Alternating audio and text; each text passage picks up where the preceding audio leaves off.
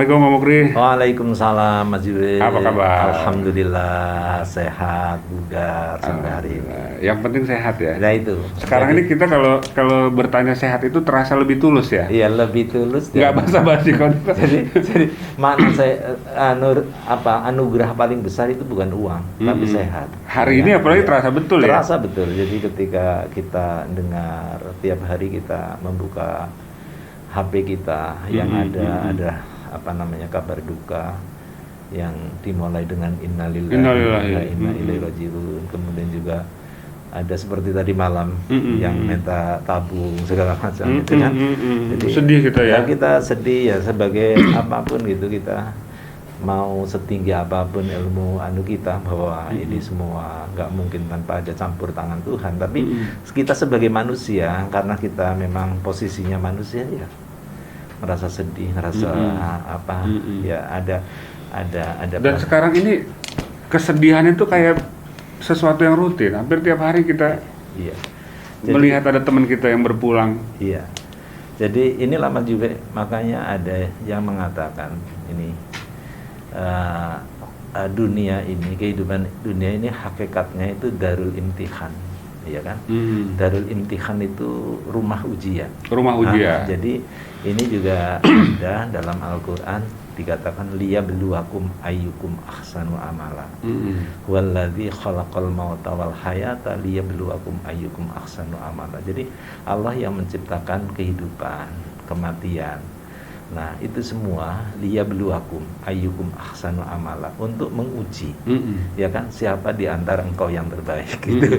Jadi ketika kita kembalikan ke situ, jadi proses seleksi sebenarnya. Iya, seleksi. Jadi seleksi. Jadi ini ujian yang berat, mendaki menyadarkan kita apa enggak untuk menjadi lebih baik, ya kan, menjadi ahsan, menjadi ihsan apa enggak, apa ini akan teguran atau apapun yang seperti ini akan memberikan pembelajaran ke kita apa enggak. Jadi situasi pandemi ini sebenarnya juga menuntut bagaimana kita meresponnya. Jadi ya. Jadi nilai kita itu ditentukan dari bagaimana kita merespon. Persis, saya setuju banget itu. Jadi kita tetap saja apapun peristiwa yang terjadi di muka bumi, kita ini hakikatnya kan ada yang ngatur. Kita nggak mungkin bahwa ini kejadian alam mata-mata, nggak ada keterlibatan tangan Tuhan dan lain sebagainya. Ini justru semula mungkin bacaan-bacaan sholawat, doa-doa yang mungkin. Makanya beruntung yang punya bacaan selawat sekarang. Iya, jadi soal seperti apa endingnya, kita doa berhasil dikabulkan atau enggak, itu urusan Tuhan. Tapi yakinlah bahwa semua yang terjadi di alam ini ada campur tangan Tuhan. Ini harus jangan sampai kita justru di masa pandemi seperti ini atau pagebluk lah gitu kalau orang Jawa, kemudian kita kehilangan nalar sehat. Kehilangan nalar sehat. Maksudnya gimana itu? Nalar sehat ya seperti ini, secara medis, ya kan? Semua sepakat bahwa kita diminta mengenakan masker, protokol kesehatan, kemudian menjaga social distancing, jaga jarak, rajin cuci tangan. Itu kan itu secara medis, secara ilmiah seperti itu. Tapi juga kemudian ketika ini kita nggak perlu kalap gitu ya, kehilangan akal. Tetap saja ini harus tetap saja kita, seperti saya sampaikan kemarin Mas Jibril, kita ikut berbagi, coba sebisa mungkin lah. Orang berbagi kan mungkin ada orang mungkin dikasih uang 10.000 rupiah, itu mungkin ada orang ketika sangat membutuhkan uang 10.000 itu menjadi sangat bernilai. Meskipun buat kita mungkin uang itu kecil. Atau berbagi. Jadi mengasah empati juga ya. Ada empati di sini. Jadi ini juga kalau kita bisa melakukan seperti itu, nanti pembelajaran mengedukasi pada diri kita. Apa pengaruhnya kalau kita membangun empati dalam situasi ini? Apa dampak balik ke kita? Ya dampak balik kita paling nggak adem. Ya suasana kebatinan kita lebih damai. nggak kemerungsung. Ini masalah tetap ada sebenarnya. Tetap masalah, hidup ini memang masalah. Hidup ini kan rangkaian masalah. Jadi nggak pernah ada hidup tanpa masalah. Makanya tadi jangan hidup. Jangan orang bunuh diri. Ya. Jadi liyabluwakum ayyukum ahsanu amala itu untuk menguji kalian. Jadi hidup ujian. Jadi ujian berarti kan masalah. Ada masalah yang terasa berat, ada masalah ringan, ada yang masalah biasa-biasa saja. Kita coba mulai bangun tidur sampai mau tidur lagi itu masalah yang kita hadapi. Nah, tinggal ada masalah yang kelihatan. Dan masalah itu nggak mesti hanya bokek ya. Oh, bukan. Orang banyak duit juga ada masalah. Jadi makanya kita kadang-kadang alhamdulillah. Seolah-olah kalau banyak duit tuh nggak ada masalah. Oh enggak, gitu ya. bukan. Jadi banyak orang banyak duit masalah. Jadi ada nikmat yang sifatnya zuhir, ada nikmat batin. Nikmat zahir paling contoh seperti kita ini, lengkap badan kita, mulai dari kepala, telinga, tangan, lengkap, seimbang antara bentuk kepala, bentuk tangan. Itu kan nikmat zahir. Badan kita, iya kan nikmat zahir. Ada istri kita, tapi ada juga nikmat batin. Kita ada kesadaran, sikap baik sama orang.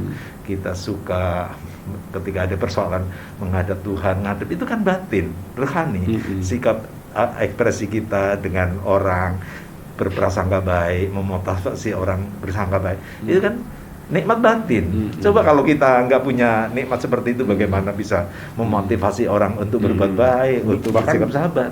Sama dirinya pun bermasalah. Nah iya, bermasalah, nggak selesai. Kesel ya kan, mengeluh. Nah iya, urusan domestik dia nggak selesai, gimana mau mendorong orang? Maka tadi itu sekecil apapun, maka dalam Al-Quran, فَمَنْ يَعْمَلْ مِثْقَالَ ذَرَّةٍ خَيْرًا يَرَهُ وَمَنْ يَعْمَلْ مِثْقَالَ ذَرَّةٍ شَرًّا يَرَهُ. Jadi Allah itu memberikan apresiasi, penghargaan kepada apa yang kita lakukan sekecil apapun. Kebaikan sekecil apapun dicatat. Dzarrah itu nggak kelihatan mata lah, itu dicatat.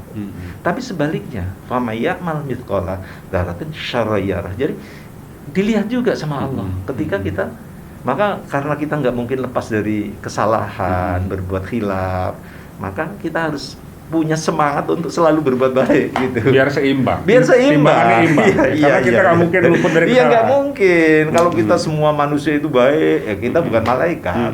Tapi bukan salah melulu karena kita bukan setan, ya kan? Jadi kalau ada teman berbuat ada salah, ya masih manusia. Iya. Kalau dia baik. Nah, ini kan Pak Rektor. Ini kan kadang orang sekarang suka ekspektasinya besar terhadap orang lain.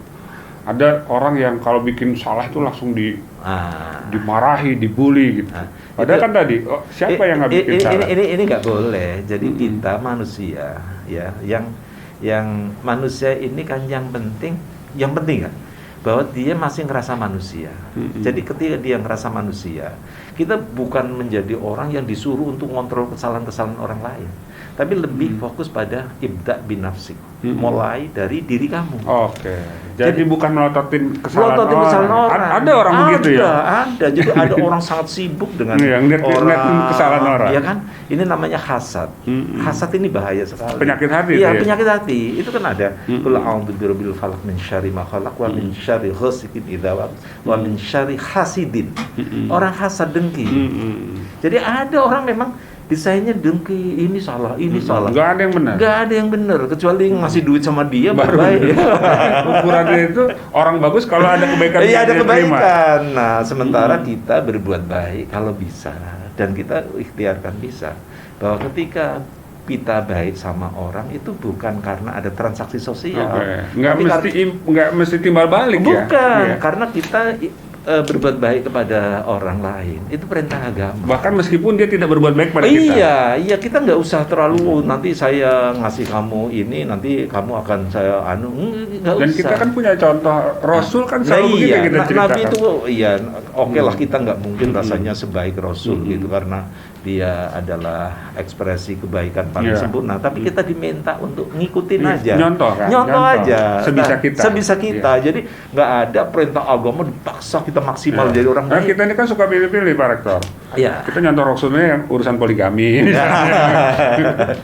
yang lainnya kita nggak mau nyontoh. Oh itu Rasul gitu. Jadi enggak, kita sebenarnya kalau orang yang semakin matang, semakin dewasa itu harus bisa bersikap adil. Lihat orang kelihatannya salah, ya kita doakan untuk bertobat, atau prosesnya belum sampai, atau orang yang kelihatannya kok masih setengah-setengah, ya kita dorong, kita tetap jangan hindari orang seperti karena itu. Orang selalu punya potensi untuk menjadi baik. Iya, jadi ketika ada orang kelihatannya kok belum baik, justru jangan dijauhi, jangan dimusuhi. Sebab kalau satu contoh,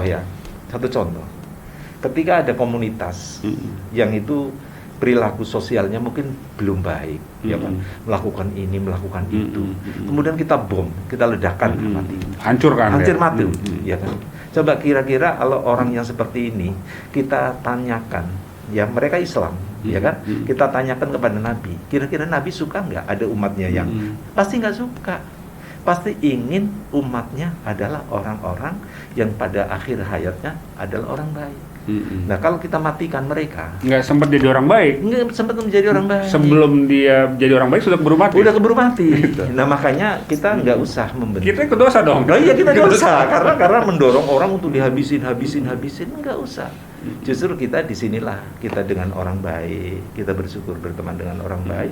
Tapi dengan orang yang kelihatannya tidak belum maksimal baik, kita temanin, kita dorong juga untuk menjadi orang yang baik gitu. Jadi potensi baik itu selalu ada selagi dia manusia. Selagi manusia. Karena ada 3 klaster, ada kelompok setan. Ini manusia yang makhluk yang memang didesain untuk kejahatan. Ada makhluk yang didesain untuk kebaikan terus-menerus, malaikat. Nah, ada mungkin mal khotok wanisyan, al insanu mal khotok wanisyan. Manusia itu adalah tempat, ya. Orang potensi berbuat salah dan berbuat baik. Bisa kedua-duanya. Iya, jadi nggak ada desain manusia utuh dari lahir itu baik. Nah, desainnya manusia itu antara potensi baik dan potensi buruk. Nah, mau ikut yang mana? Monggo. Nah, banyak orang udah niat sekali saya ingin menjadi orang yang semula bukan siapa-siapa, dia mungkin jahat bahkan kafir sekalipun. Tapi kan memang mengampuni itu sebagai manusia juga tidak mudah juga ya. Oh iya, itu mana kita bisa memaafkan orang itu kan. Manusia itu kan bisa. Bagaimana manajemen itu untuk memaafkan orang? Memaafkan orang. Ini perintah. Jadi kita itu memang sikap paling baik adalah mengampuni orang. Karena kan ada orang nyebelin banget gitu. Oh, ada. Ini saya nggak pernah jahatin dia gitu. Tiba-tiba dia jahat banget. Kita itu kan paling sulit. Ini kan cobaan untuk nyoba kita. Jadi klaster kita, makom kita udah di mana? Ketika dijahatin orang sikapnya seperti apa, ini juga memposisikan kita. Tapi kan ngebalas itu kadang asik juga itu. Pak Rektor ya. Ngebalas orang yang jahat sama kita itu seru juga. Iya, jadi makanya kita ini makanya dunia ini itu ujian juga deh, jangan tergoda ya. Nah, inilah malaikat ketika itu kan ada perjalanan hidup penciptaan manusia ketika pertama bahwa yang menjadi khalifah di muka bumi itu namanya manusia. Malaikat itu kan protes, malaikat ini, ya kan? Apa manusia suka melakukan ini dosa salah dan kok engkau ya tentu malaikat ini saya yakin malaikat yang protes kepada Tuhan ini malaikat klaster yang sekian lah ya. Bukan. Malaikat ada klaster. Oh iya dong. Ada kelas Jibril, Mikail itu kan pokoknya orang-orang terpilih, malaikat terpilih. Iya, tapi malaikat yang kelas-kelas ini itu yang protes, ya kan? Nah, jadi protes, kenapa orang suka bikin kerusakan di muka bumi gini, engkau jadikan khalifah? Sampai Tuhan marah, kamu tahu apa? Saya lebih tahu tentang manusia itu siapa. Jadi ketika ada manusia melakukan kesalahan, kita tidak boleh kemudian kita close tentang seseorang itu, kita doakan. Selalu ada ruang. Ada ruang. Peluang, ada kemungkinan. Ada ruang. Orang yang sangat baik, endingnya menjadi jahat. Bahkan menjelang ajal dia sekalipun masih bisa. Karena apa? Dosa sekian puluh tahun, kafir sekalipun. Ketika akhir hayatnya diakhiri dengan la ilaha illallah, selesai urusan dia. Iya kan? Selesai. Jadi ini ngomong agak dalam. Jadi semua penciptaan, ada ciptakan surga, ciptakan neraka, sebenarnya karena la ilaha illallah. Kita untuk bersaksi. Kita termasuk orang yang mengakui adanya kalimat la ilaha illallah apa tidak? Kalau kita mengakui, orang kafir puluhan tahun udah kakek-kakek la ilaha illallah selesai, dia dianggap Islam. Tapi sebaliknya, ketika orang sejak kecil sujud sekalipun tiba-tiba tua tidak mengakui la ilaha illallah, habis. Jadi ini kita nggak boleh, makanya kuasa Allah kita ambil. Tetap saja kita manusia, kita menempatkan posisi kita sebagai manusia, kita berprasangka baik sama Tuhan terhadap termasuk menghadapi COVID yang kita sedang mengharu biru hari ini. Kita tidak boleh kemudian kita hanya melakukan caci maki, olok-olok, ya tidak menawarkan solusi. Nah, mestinya kita kalaupun solusi ini masih debatable, ya kita lakukan apa yang bisa kita lakukan. Ini yang jangan menghabiskan waktu dan jangan energi untuk habis berdebat. waktu, energi positif kita habis. Ini gitu. biar nggak banyak habis energi, kita ngopi dulu. Biar nggak dingin nih. Ini kita baru mulai udah langsung serius ini kan obrolan nih kan. Gimana ngobrol sama profesor ini kan?